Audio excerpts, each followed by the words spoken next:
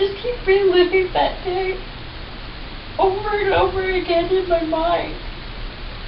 I have nightmares of a 6-foot cat with a red and white striped hat that speaks in rhyme. I understand completely. Do you? Sally, what you experienced that day was incredibly traumatizing. It's expected that you would become haunted by it. In fact, it's undoubtedly the reason your brother Conrad became engulfed in a life of crime and thereafter imprisoned for it. Oh, Conrad. I should have been stronger. I should have helped you.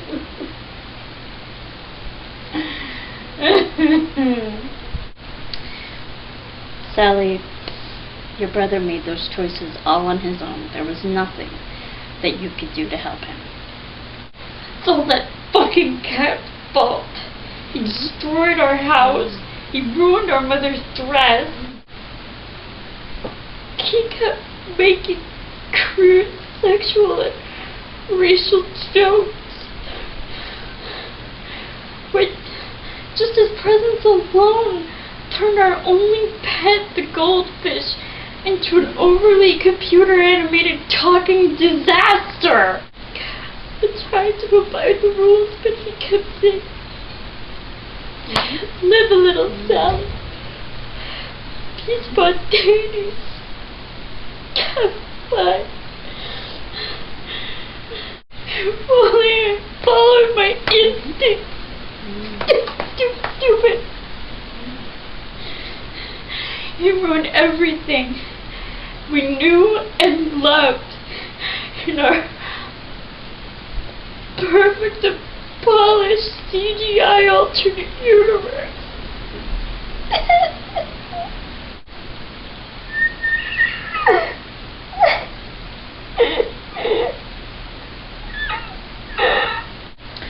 Alright, so shall I pencil you in for next Tuesday? Hello, and welcome to Lunatic Reviews. Wow! You don't have to like me, 'cause I don't like you. You're too beige and I need black and blue. I want it back and back. I wanna pour it. Tastes like whiskey and cigarettes. So who's it gonna be? Who's gonna be next? On the street is I'm out of control. But that's 'cause I am, 'cause I'm talking rock and roll.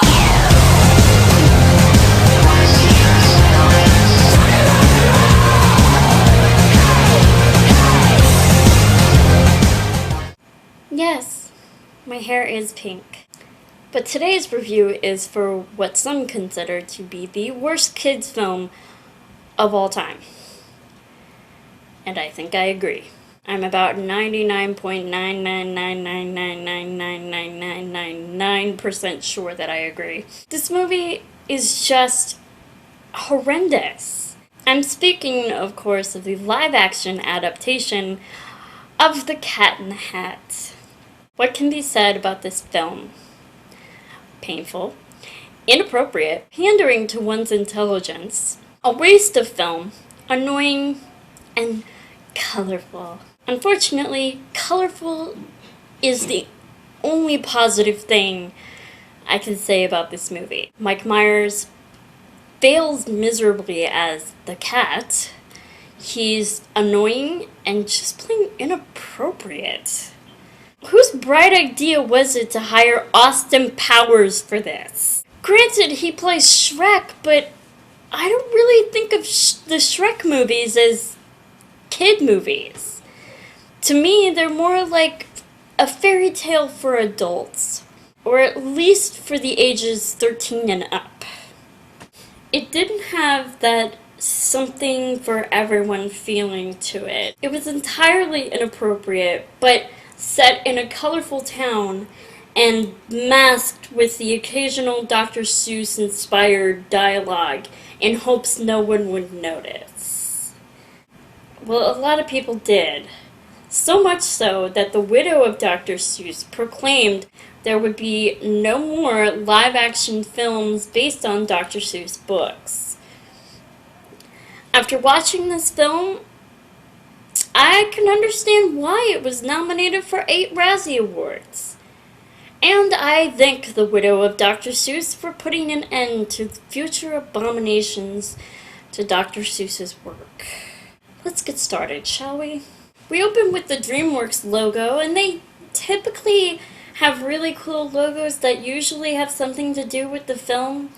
And this one is actually really cool, as well as the Universal logo. Unfortunately, that's the only really cool thing I can say about this movie, and the only hint of true Dr. Seuss animation.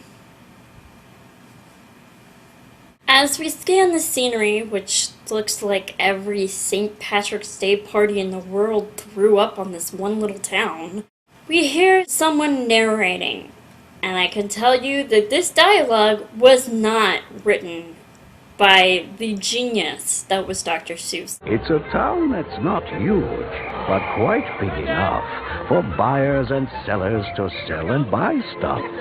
From shoes and shirts and elongated ladders to sailboats and gibble-grated berry juice bladders. Rather than someone trying to impersonate his genius, we come to a real estate company where the mother works. Attention, everyone! Too much green! Eventually, her boss, Hank Humberflube. Really? Okay, that sounds like a lubricant. The, tingling kind. Someone just regurgitated Seuss material, then ate it just to shit it back out for this name. And it really sounds like a lubricant. Oh, and the town is called Anvil. No, that's not a stupid name. Not at all. And I bet it has nothing to do with the other Dr. Seuss film that came out only a few years before this one, or a town called Whoville. Nope. No connection at all. Evidently, Mr. Humberflube is a severe germaphobe.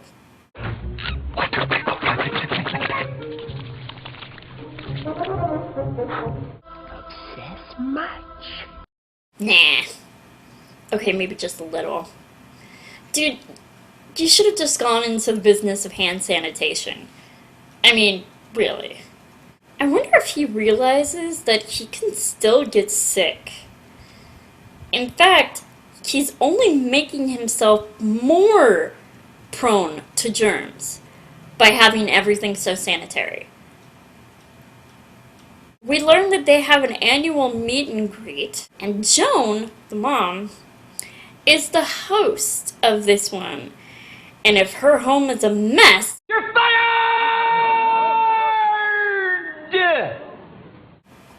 what does that have to do with her being a real estate agent? Now, I recognize you. You were Jack on the TV show Will and Grace! Everybody have heard. Okay, you were mildly annoying as a flaming homosexual, but now I'd just like to kill you. 3 miles down, you'll find Lip Lapper Lane. A pleasant and... It's like the 1950s American Dream had a threesome with the films Pleasantville and Edward Scissorhands, and then took a dump on some random suburb. We're introduced to the children, Conrad and Sally. Conrad breaks rules, and Sally enforces them.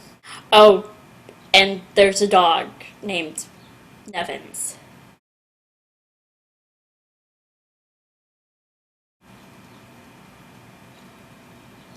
which obviously is forgettable because I completely forgot about him while making the intro for this movie review. Why is his name Nevins, by the way? Conrad's bored, so he's constructing a stair luge. Do you know how hard it's getting to tell people that we're related? Relax. I'll put everything back. I don't want you to put everything back. Showtime!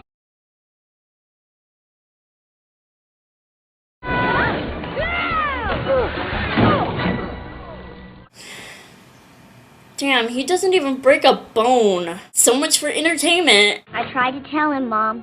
Mom's throwing a very important party, I said. All of her important clients will be here.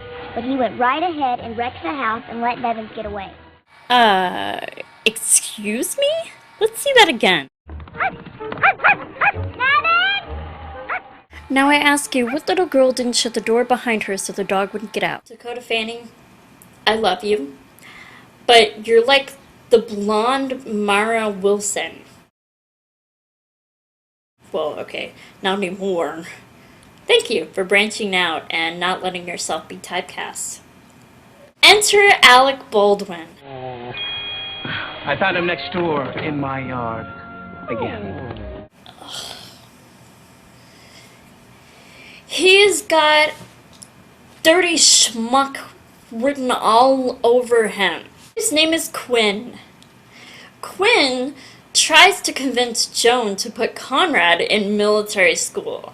You mean the Colonel Wilhelm Military Academy for Troubled Youth? That's the one, Joe. I'm not sure it's right for Conrad. And like the loving boyfriend he is, when she asks him, Have you a doll and help me bring up the extra chairs from the basement? Oh, nothing would give me more pleasure, Joan, but I do have to run. I have a very important sales conference downtown.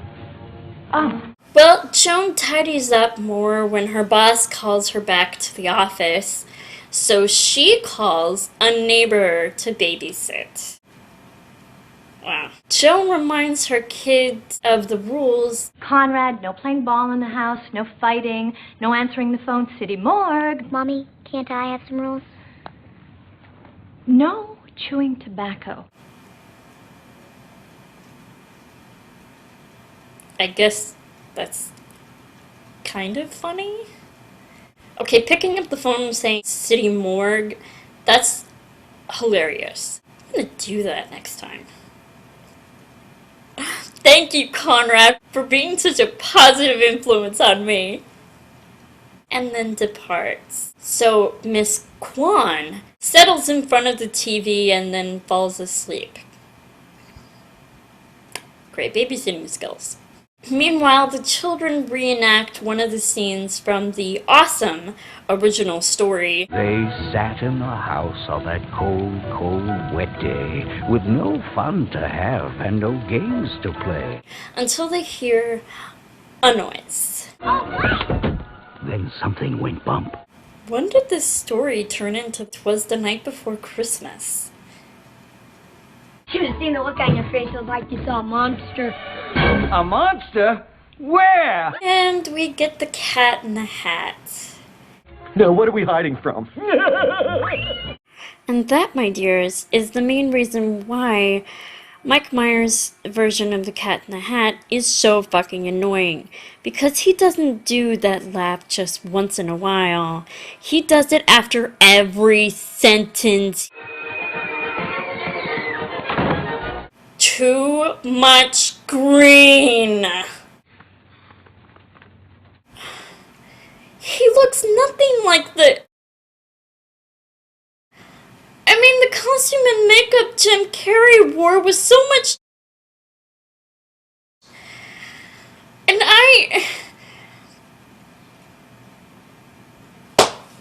Oh, I'm all nitpicked out and it's only 18 minutes in. I'm a super fundiferous feline who's here to make sure that you're... me-line, key-line, turpentine. Having a good time? Ding, ding, ding, ding! Where did you come from? from? How do I put this? When a mommy cat and a daddy cat love each other very much, they decide...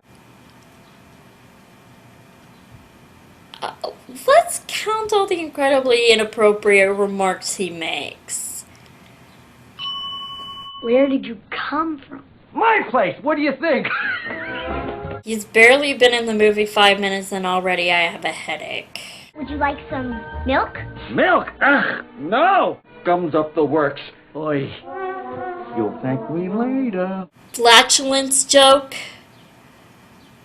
Ugh. Who is this?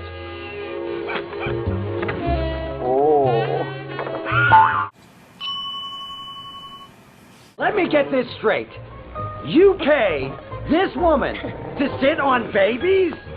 That's disgusting. I'd do it for nothing. Now, let's see what the old phenometer has to say. Ah, control freak. Yeah. Bedwetter wasn't there just a second ago. It said severe arsonist, or some such thing. You're a control freak and you're a rule breaker. That'll be $700. Who's your insurance carrier? So what do we do? Random joke that has no value to the scene.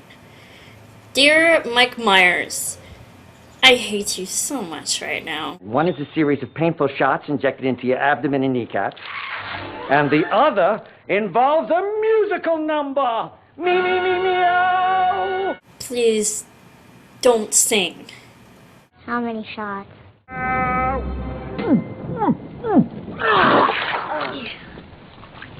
Hairball. That was completely unfunny and incredibly distasteful. This cat should not be here. He should not be about. He should not be here when your mother is out. Oh, hey! Suddenly the fish is computer animated! When prior to the cat's arrival, it was a regular goldfish. Interesting. There was this cat I knew back home where I was bred. They sent him to a vet who cut up both his...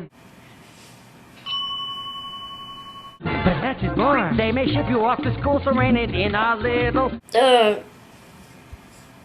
Please stop singing! Ugh. I think these children are smart enough not to fall for your MTV-style flash at the expense of content and moral values. An MTV reference. Not funny. Especially since MTV hasn't been about the music in,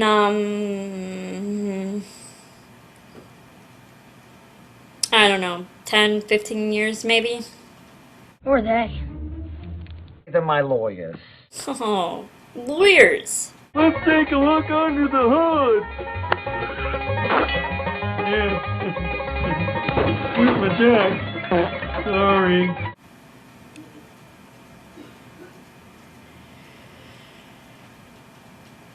I haven't not laughed this hard in years.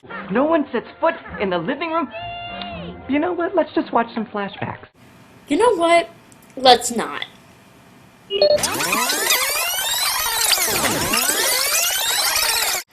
While they jump on the couch, Quinn shows up to steal some beer and have a sandwich. Okay. And apparently he's allergic to cats. Is there a cat in here? After Quinn leaves, they decide to make cupcakes. And we get this not so magical and entirely unamusing scene. Do you love making cupcakes but hate all the hard cupcake work? Now he sounds like that bastard. I'm bigger than you. I'm higher in the food chain. Get in my belly. Anything. I'll get you, and I'll look like a bloody accident. That's impossible. You're not just wrong, you're stupid. Now wait just a minute. And you're ugly, just like your mum. Did you just call my mother ugly? Shut up. I mean it. I will end you. Not only is the scene disturbing as well as unfunny, but it's also incredibly inappropriate. I think I lost count. Son of a bitch! Terrible fourth wall joke in 3, 2. We'll talk later. Ixnay. So the cupcakes explode. The cat attempts to clean it up with Mom's dress. Stop! That's Mom's dress! Honey, it was ruined when she bought it. Astoundingly unfunny. I will personally take care of everything. And I know just the guys to do it. Goody! How are they going to murder Thing 1 and Thing 2? By having them voiced by the guy who does the voice for Homer Simpson! Okay, he didn't make a good genie in the sequel for Aladdin. I doubt he's going to make a good voice for Thing 1 and Thing 2.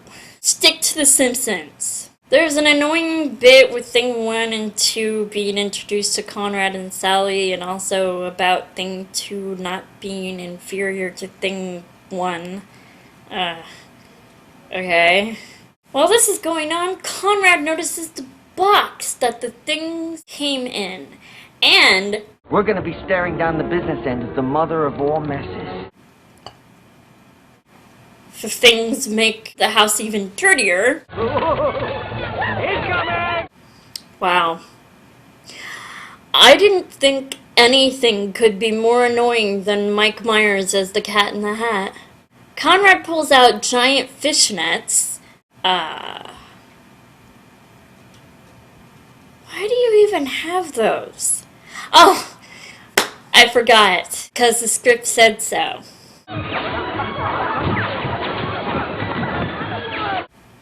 Ow, I think my head just imploded. While all this chaos is going on, Conrad picks the lock on the crate, and the lock launches itself onto Nevin's collar. The things ride Miss Kwan down the stairs, and she lands perfectly on one of the couches.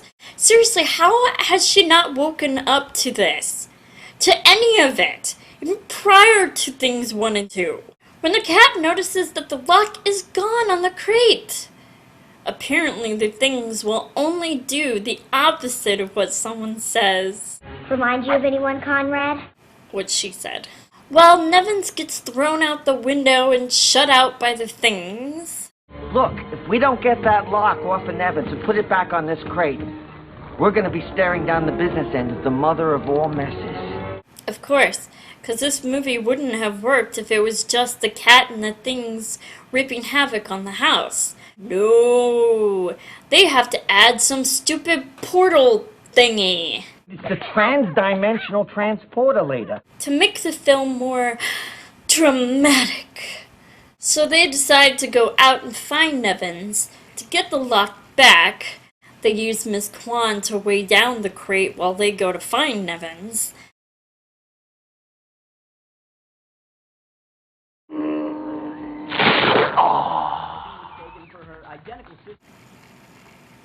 That's disgusting.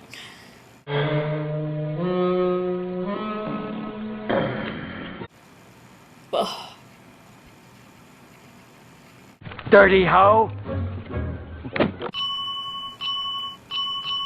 Everybody join in! That's not how it works. Rains commence search and destroy. Okay. As many sexual innuendos as there has been, there's also been just as many jokes about murder and the like. Yeah, slow. It's better than the last name we had. Super hydraulic instantaneous transporter. Oh, you mean... No! Damn it, Cat, you broke my meter. So car goes crazy. I think there's something wrong with your brakes. When's the last time you had them checked? Gives new meaning to breaking the fourth wall. Ba-dum-ba. They crash. The The cat dresses like a hippie, and they trick Quinn into giving them the dog. Alright, Quinn got the dog. Forgot to mention that. 2 things. First off, I didn't know hippies had piercings. Secondly, I wish my allergies were optional. Earlier, we saw Quinn sneezing up a storm, and now the cat is right in front of him, and he's fine. Chase ensues, and...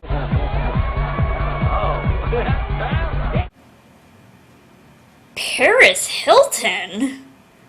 What the fuck? Come run the hidden pine trails of the forest. Come taste the sun-sweet berries of the earth. So the things show up in Quinn's car to help them get home. Meanwhile, the mother of all messes is exploding. Very slowly. The things fake being officers to slow Joan and Quinn down. Quinn spots his car and steals the police bike. Do not do anything to slow down my mom. Oh yeah, a 12-year-old can drive perfectly. They get home to the house, but Quinn shows up, and he gets consumed by the house. Goodbye, asswipe! They ride Mrs. Kwan. Jesus, I wish I could sleep that hard! They find the crate, fight to put the lock back on. Sally gets sucked into the cyclone. Conrad puts back the lock, and Sally is unharmed. The house is an even worse disaster than before, and it also shits out Quinn. Enraged after learning that the cat planned the whole day to a T, with no explanation as to what his motive was, they proceed to kick the cat out.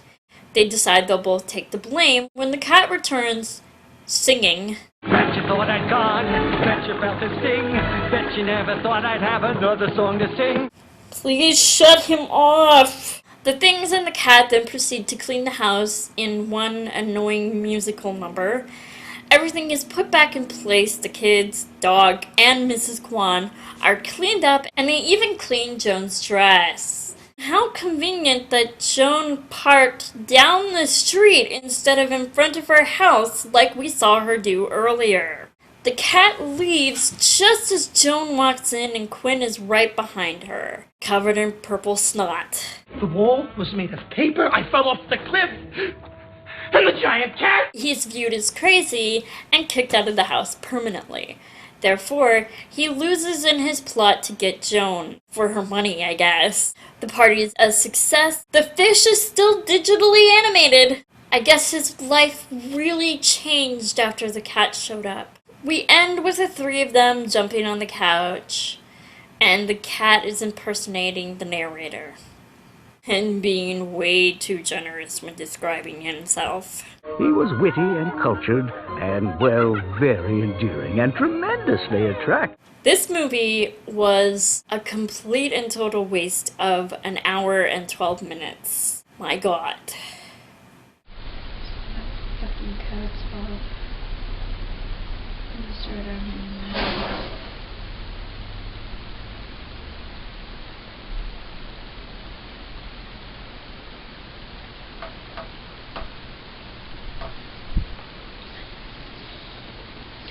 All that fucking cat's fault.